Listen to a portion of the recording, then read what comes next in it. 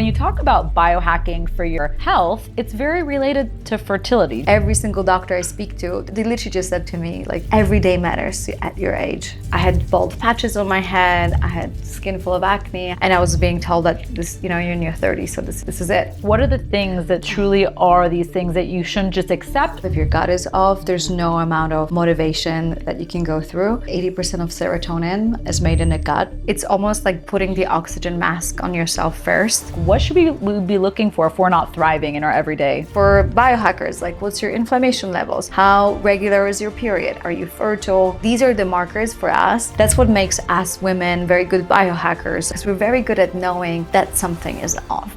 Hi, my name is Vita, WeNatal co-founder, and today's episode is with a dear friend, Aggie Lal. She's our biohacking bestie, a world-renowned expert on all things biohacking. She has grown her community to millions of people who love to optimize their health.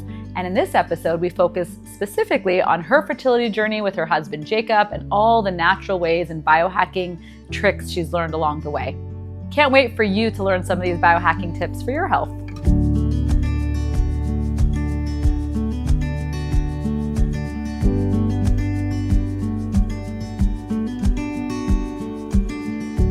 Aggie, we're so excited to have you today on our little fertility masterclass. Not so little. I think it's one of the first big things that are out there like this. So. We just felt our community needed more. They have so many questions. They're all health and wellness enthusiasts. There's so much to chat about in this space. You're one of our favorite biohacking gurus, our bestie. And I'd like to introduce you, one, and tell us more about how you got into being such an expert in the biohacking world. Oof. I feel like I'm just a very good listener at this point. So I'm not a doctor.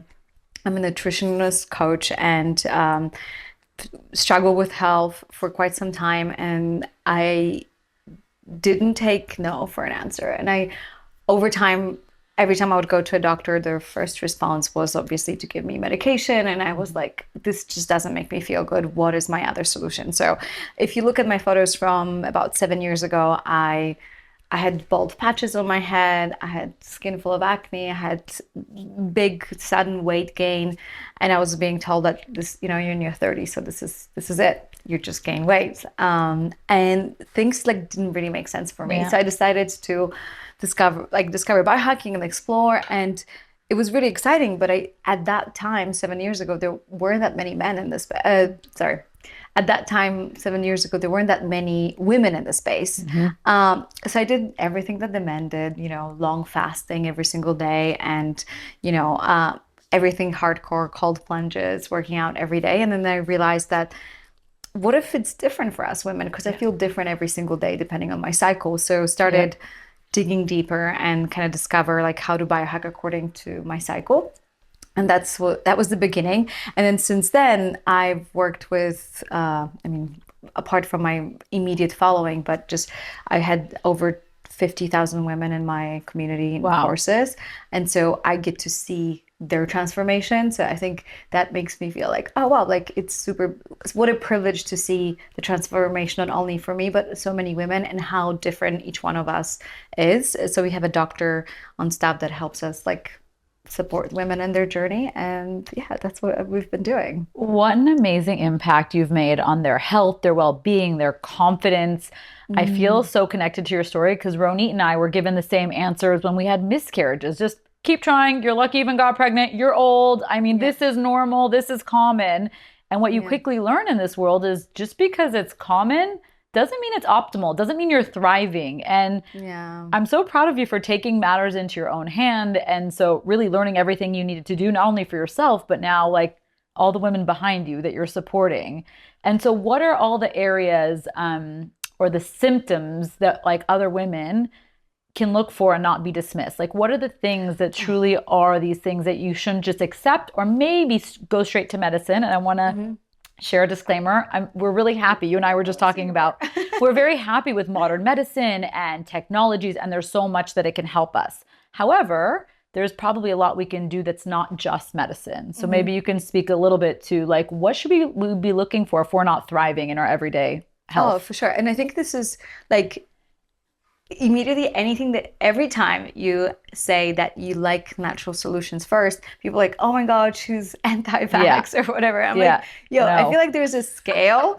And it's like So true. there's a scale. And I would prefer, like, I'm trying to think of a good comparison, but like you wouldn't go to extreme measures with something so gentle. You first try the least invasive treatment, and over time end up doing the more invasive. This is Exactly. technically the definition of medicine, that you try with the least invasive, least disruptive treatment. You don't go for the hardcore one first, right? So this is what I would just say, like before you get, on antidepressant medications, which by the way are life-saving, Yes. maybe you should see like what else is going on in your body, so you know something is off. And I think that's what makes us women very good biohackers, or in a way very good at even figuring out fertility, because we're very good at knowing that something is off. And Yeah. I'm sure you can tell, like Yep. when you go through miscarriage, you know something is off, but you also know, like, I know that I can fix this. There's that deep knowing that Totally. I this is not me, but I can fix this. And I think that would be really helpful for us women to step into that power even more so, because a lot of times we feel so vulnerable in the doctor's office, and Completely. yeah, that we feel like, oh, I feel like something's wrong with me, but he said you're fine. Right. And I kind of override that intuition. And so I think I I just had this personal story that just shared with you, that I could tell that after we have a house in Bali, and I got a really bad food poisoning for 3 weeks. I had a fever, and all the things that come with food poisoning. Let me just put it Not that way. fun symptoms. Yeah, not fun symptoms. And then and ever since then, I just felt like I wasn't 100% back to Hmm. myself. And so I was so excited to get pregnant right after the wedding, but I'm like, something is off with my body. I just don't think I'm ready to commit to this. And it didn't come. And this was me genuinely looking forward to getting pregnant like right away. And then because that food poisoning happened just less than 2 months after the wedding, I was like, I need to take care of myself. I need to really prepare the vessel. And I just feel like it's almost like putting the oxygen mask on yourself first. That's like the best comparison I can think of. Yep. Like I can't give, because I need to really accumulate the muscle, the energy, the nutrients, the reserve of energy that I'm about to give out. And I just didn't feel like I have it. And there was this big, insane pressure after you get married Oh and my you're gosh. 37 Yeah. and you really want to have a baby and you're in love and you're just like, oh, let's do this, forget it. But then there was the part of me that I'm like, wow, it's the biggest marathon of my life. Yep. I kind of want to prepare myself for it properly. And I just don't think I would be coming from a place of preparation. It would be just like a desperation. Yep. And so we decided to wait and kind of like get get stronger, right? And only now I'm discovering that these gut issues are like way more profound than I thought. Yep. And thank God, because it just like it had impact on my mood, my energy. And I'm so glad that we waited. And obviously I would love to come back next year on the second round of masterclass. It's like, oh, I'm glad I waited. I have a very healthy baby and I know that's gonna be my reality. But for now, I'm just grateful, because feeling so vulnerable and weak with my gut issues, I don't think I would be ready to deal with pregnancy. I think this is such a powerful message that more people need to hear. I think all of us are having kids later in life. All of us are feeling the pressure of you're getting old, your eggs are getting old. And the reality is, what we've learned at WeNatal is that this golden window of opportunity, the 3 to 6 months before preconception, is determining the lifelong health of not only the pregnancy, your child, the Yeah. DNA you give them, their health.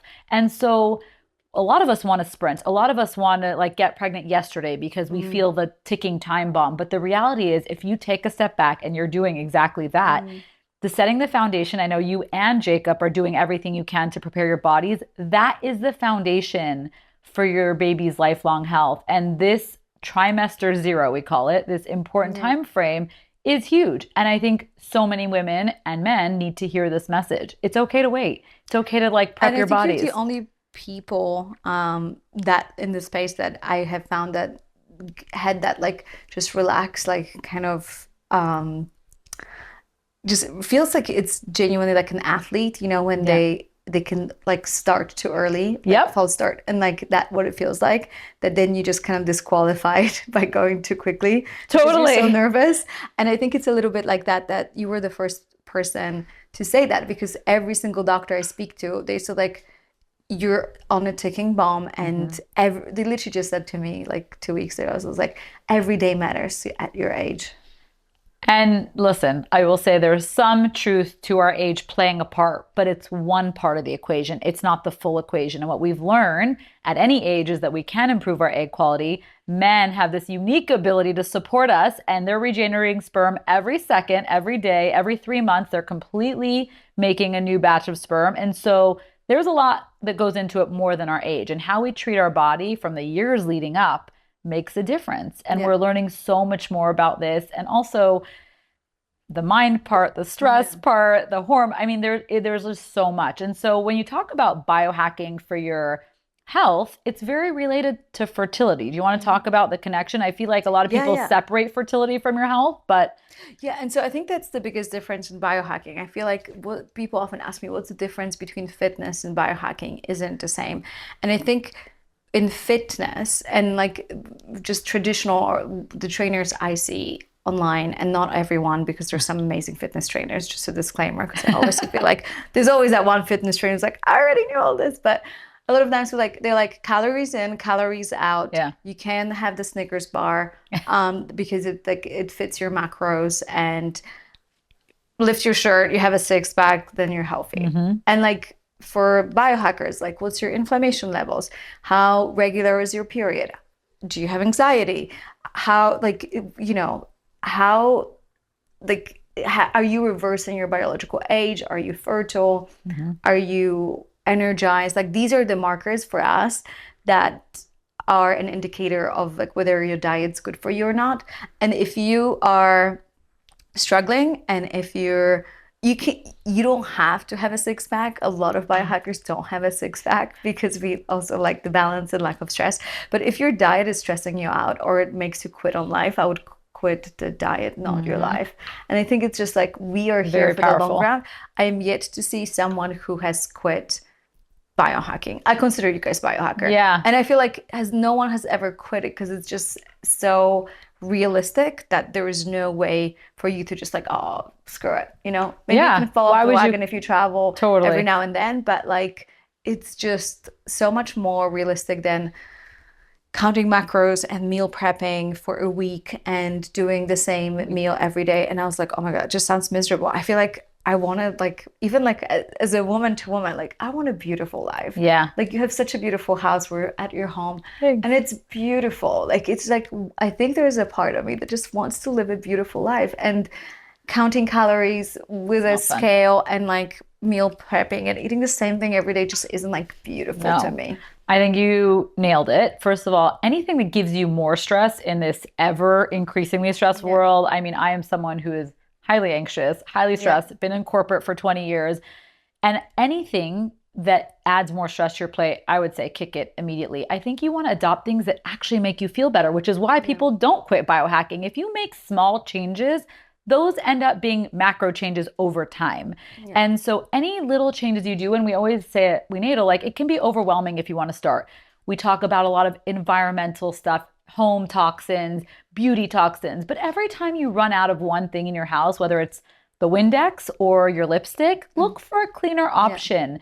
When you need like really basic things in life, clean air, clean water, the things that you're interacting with the most, get a plant, get a really good reverse osmosis water filter, like do low hanging fruit and then slowly evolve them. I think that Yeah. what they say, it takes like 20 some days to evolve a habit. So start one at a time. Yeah. We're not saying uproot your whole life, but then when you're starting to feel better, it's motivating. Yeah, and I like every time I have like a small fertility challenge for women that I've worked with Yeah. in the past. And what one thing we do is like at the end of this video, just like as you finish it, find one thing in your bathroom and one thing in your kitchen that you are ready to divorce, and be I like, love that. okay, we're running out, and you're not coming back here, even though how much I love you. And I used to be like more attached to my foundation because it was my favorite one for years.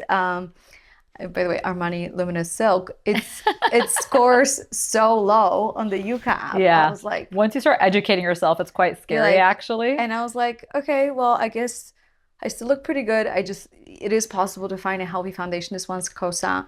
Um, You find little yeah, tricks. And and also, it's what you want to do when you're going to be welcoming a baby into your home, right? You want your house to be low tox. You're holding the baby. You want your detergent, your yeah, foundation, all the things to be low tox because not only are you absorbing it, but the baby's going to take yeah. some of that in. And you know what's so funny? That it's like because you limit the amount of toxins, the shape of your face changes. Like I just checked my inflammation levels, they're so low that I'm like, That's wow, like I amazing. don't even need foundation because I feel so, unburdened with toxins. So the irony of it is the less you use, the less you need, Yeah. Well, and you right? talked about having acne, your skin is glowing, you're beautiful. Like, I never would imagine you ever had a state where Oh, it you're was not crazy. It this, was like cystic acne and so painful. And, I would spend hundreds of dollars on of the best course. creams and doctors and whatnot. And it was just like nothing was working. And now people are like, oh, you're so lucky with beautiful skin. I'm like, ah, lucky. No, it Lucky was, you did the work and you yeah. learned that diet, nutrition, lifestyle, all these things made a difference. And I was the kind of girl that would get a expensive facial every day. And I feel like I was constantly doing some Yeah. sort of treatments. Now I get 2 facials a year. And every time I go, it's like, wow, your skin is so good. And I'm like, thank you. But Yeah. it's really what comes from outside, Yeah. So from what inside in. exactly what you put in? Yeah, well, you put it. I'm like, wait. We totally know what you meant.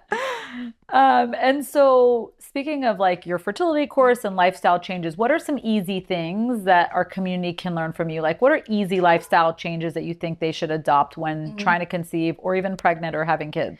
I think the easiest one for me, it's like not even changing your diet. I think changing the timing and the order that you eat your food in has a Interesting. massive difference. Because I feel like we're so married to our diet. Hmm. Last week, my doctor asked me to eat rice and banana, and I was like, no, like, where's my high protein breakfast? Like, I was like, we're getting really attached to what we like food. Like, Yes, we feel safe. Like, it's a really big part of who you are. for sure. So I understand that if you start your breakfast with like super sugary granola that you always loved, it might be a little challenging, but so many women I work with have PCOS Hmm. constantly. And they're pre-diabetic. I was 95 pounds and was pre-diabetic. I had a Wow. fasting glucose of 120 almost. Whoa. I just checked my glucose and my fasting glucose at 66 now. So it's like low. Low. It's That's crazy. amazing. Yeah. And what do And you attribute that to? It's the order in which you're eating? starting my day with apple cider vinegar, having high protein Okay. breakfast, that's apple cider vinegar is easy to add, but even just the timing of the food. I was the kind of person that would have 6, 7 meals a day, like constantly nibbling. Hmm. Now I just have 3 meals a day and let my gut rest. Number two, I start with fiber or protein and only then have fat and carbs. It's really easy, like just as a rule, it's really easy to have fat and carbs in your diet. It's basically what The makes stuff you it, love. yeah, The let's just yummy be stuff. honest. And so I have it later because I know that how easy it is to just like enjoy it. And so if I fill myself with those, then obviously there's no like protein. And I saw this funny Hmm. meme online. I was like, I didn't realize how much of my adult life would be counting my protein. Yes, And so true. it is true. It's just like making sure you have enough protein and like making it so easy for yourself. What even if you want to have it sweet, have a protein smoothie, right? Like have a Right. protein powder in your smoothie just to make sure that you app it and you don't feel like you're constantly nibbling and having the food in the right order, having those micro fast, and then like if you are in your like if you have cycle, then fast according to your cycle. If you're past past having kids, I would even go a little bit more aggressive and have 18, 19 hour fast. Fast. Okay. Um, just the little changes, like changing the order and changing the timing of your food and Yep. having an earlier dinner. I'm a big fan of having early dinner. Same. That's changed my life. I would say like we're Persian, we usually eat late, parties have Oh, food very good. until like the end of the night and I've started to just have dinner with my kids around 5:30 or 6 and then like, 3 to 4 Yeah. hours before bed I stop eating. It's helped me a lot. Mm, Um yeah, it's a game changer. And also your comment about protein. So Ronit and I have truly post kids, we each have two girls and we're really trying to prioritize protein. It's hard. We're carb lovers. We yeah, yeah. love but it has made a big difference when you do it right. Like I used to snack all day. I used to be stressed at work and like literally picking up whatever's Yeah. next to me. And then you're constantly hungry because you're not satiated with anything. And the And protein is a game changer when you do it right, I've noticed. yeah, I don't know if you've ever done this, but like especially when you work from home, you would just stand in front of the fridge, look at Yeah. the fridge, It's and so like, close. You just yeah, go back and yeah, forth. and then you look and you go back and you don't know what you want. Like, I don't really have that as much anymore because I prioritize protein. But when I was vegan and, Oh, work from home, I swear to yeah. God, I feel like I open my fridge 50 times a Yeah. day It's dangerous. And because it can was you like lacking something. totally, can you give us a few sample breakfasts? You talked about the apple cider vinegar, but Mhm. you said fiber and Fiber and protein. protein. What do you have typically? What's a normal day for you? I would have eggs with a side of either like chicken or like turkey bacon Okay. or oh my God, what do I have? Like salmon. We bake salmon usually and have it in the morning. So Okay. it's like I like to think it's like, okay, my breakfast is super boring. It gives me the protein. It's something I can Right. have every day. And then I can get a little bit more creative with lunch and dinner. Right. I feel like we get a little spoiled. This is me and my Polish upbringing. And this is the conflict that I have with my husband because he grew up with like having in abundance. He's British, grew Yeah. up in a really like in big abundance. So for him, he's like, I'm not feeling it. And I'm like, well, we have a whole fridge of it, so get used to it. Yeah. Like it's My husband's the same way. He doesn't yeah, want to do leftovers and every meal has to be gourmet. And I'm yeah, like, no. yeah. And I'm like, it's not gonna happen. So like I'm like, we grew up in a home in Poland that it's like it doesn't really matter if not he's like I don't fancy it. I'm like that is just a British way of saying like I don't really fancy it. I'm like It's a okay. nice way to say it though. Yeah, and so I think it's just like I like to think it's like I let myself really enjoy my lunch and dinner, but my breakfast is quick and I don't want to overthinking whether it's Yep. I add collagen powder to my matcha in the Okay. morning with coconut milk, Love it. and then have like two or three eggs with some either turkey bacon or regular bacon Got it. or something, and then some sort of vegetable. So it would be either an avocado or avocado and asparagus. And this is like I super love that. simple, and I move on with life, and I Yeah. don't overthink it. Because I think back in the day when I was trying to have something new every day, and I was just thinking, what else can I do? It just gets a little too complicated. I do that for lunch and dinner, but my breakfast are just okay. Let's make sure I get the protein, and I think it's proven by science that we get decision fatigue. So you always in business, I know Mhm. you, I teach my team this all the time. We do the most important and most difficult task first because everything else gets more Totally. difficult throughout the day. So you don't want to start your day with a waffle. Like at you wake up with, So I would true. just say like an X amount of coins, and that's your willpower and your ability to go through something difficult. So I'm like, I'm not going to use up those points on a waffle and then try to have a healthy dinner. Quite the opposite. It's hard. So I just Yeah. have that the hard decision is okay, I'm making that annoying phone call. I'm going through the things that move my business forward the most. And I have a pretty much the same breakfast every morning.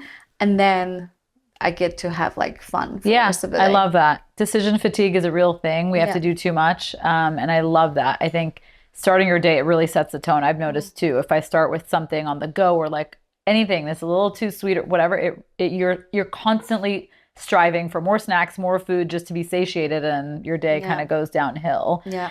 I will say, and I know we're both foodies, like, and also like do your best 80/20 for me. Yeah. Like, at least I know I'm doing the best I can when I'm at home. But then if it's someone's birthday or I want to go Yeah. out, like I'm going to enjoy a nice meal at a restaurant. I'm going to live life. And I think it's important for people to know that if it brings you joy, that Yeah. also helps your Yeah. digestion. It helps your biochemistry, it helps your physiology. So there is something to the mental aspect. So I want to Oh, get into 100%. stress because like many of us, we work our asses off. Yeah. We are hustlers. We're hardworking. Stress is like, I hate when people are like, yeah, you get rid of stress or like you need to no, it's not real life. Stress is Yeah. like part of our everyday life.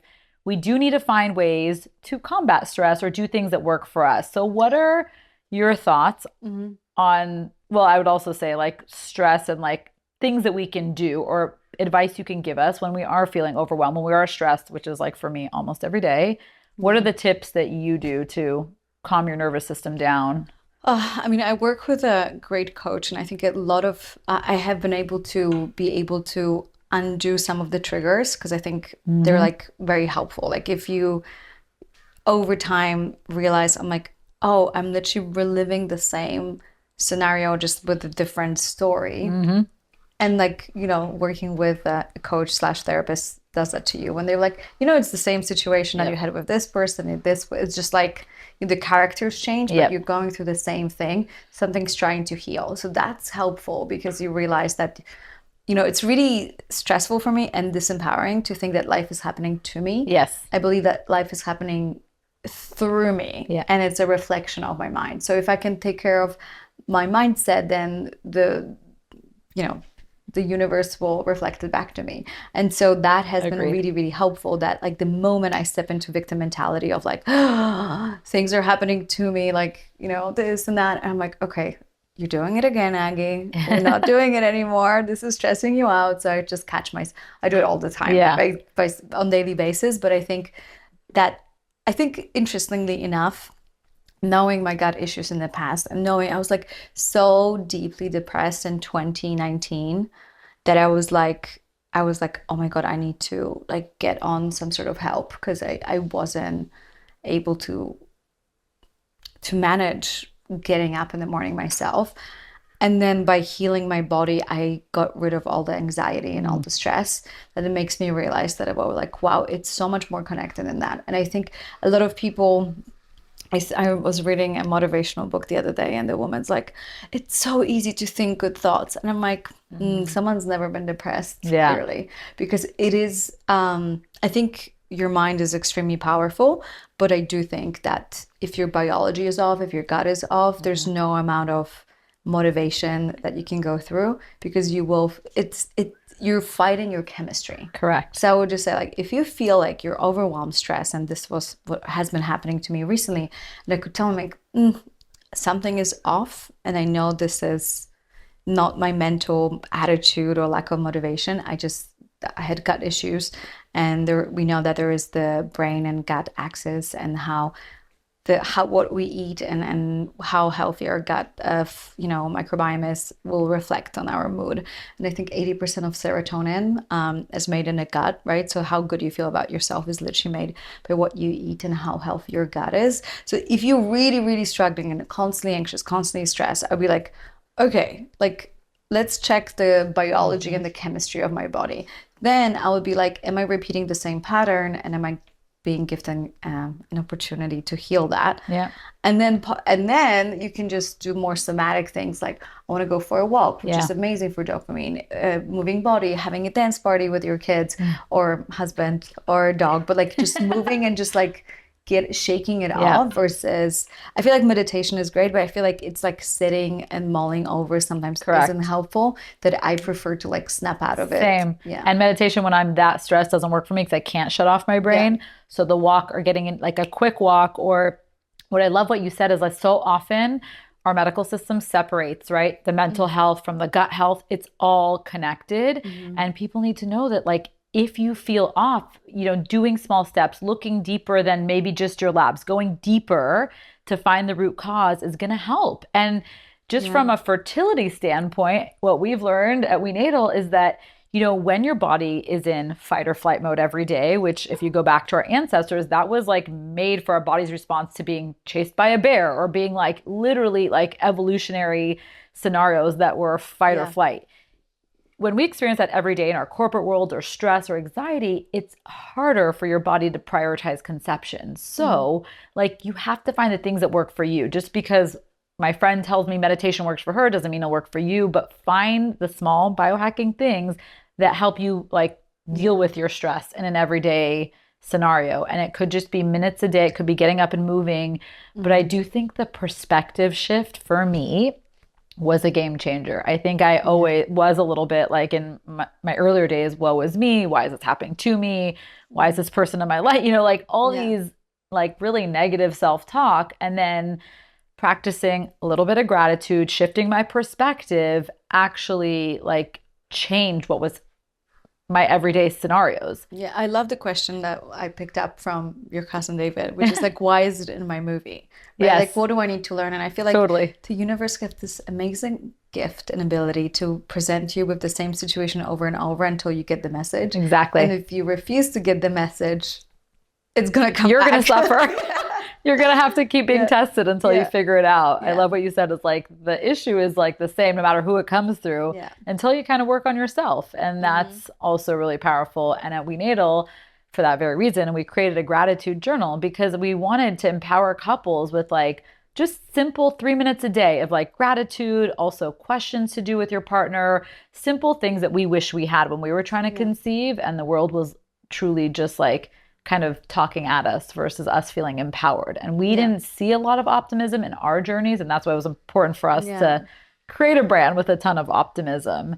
And I And think you're crushing at that. I think it's oh, really easy when you get to fertility that they're using insane scare tactics and mm-hmm. scarcity, urgency. I mean, all the sales techniques that you could learn from the best in the industry.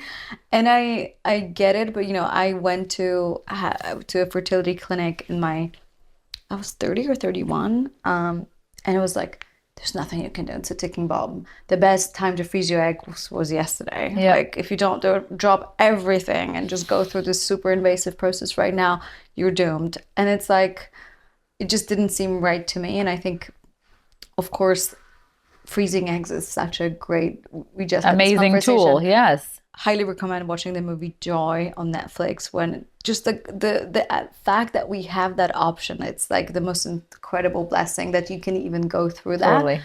Because so many women not long ago, 30 years ago, didn't have that opportunity. But at the same time, there's so much that you can do by just pausing and Hmm. not being reactive, right? Because I think at the end of the day, you're reacting, and I'm like, am I acting from a place of fear and scarcity, or am I Yep. acting from a place of love? And a lot of times we act from a place of scarcity, and it then translates into your birth stories and your, Totally. raising your children and whatnot. Everything is based around fear and scarcity. Totally. And like these technologies, which are beautiful and amazing and allow so many people to start families who might otherwise not have the ability, we're so grateful for these technologies. It is also a huge multi-billion-dollar business. And you have to remember also that sometimes the message coming through is the pressure. And I'm not saying all places and all doctors, but there is a pressure and a quota and people who really want the business side to work. Hmm. And so, like, when you walked in and you're perfectly healthy and they're, kind of freaking you out to get you to freeze eggs or whatever the case may be, I think the message we're trying to say is be your own advocate. Do what's Yeah. right for you. In Hmm. no two stories are the same. And just you kind of have to do your own research and trust what you need and hope that, Yeah. all the doctors, all the practitioners, anyone in your circle is like has your best interest. But ultimately it's like it's a very personal decision. Yeah. And I think at the end of the day, you do realize that oh, I forgot what I was gonna say. Okay. Sorry. Oh, what We were you can saying? edit this out, don't worry. Yeah, what were you saying about the Like being your own oh yeah. advocate. Mm. I know what I wanted to say.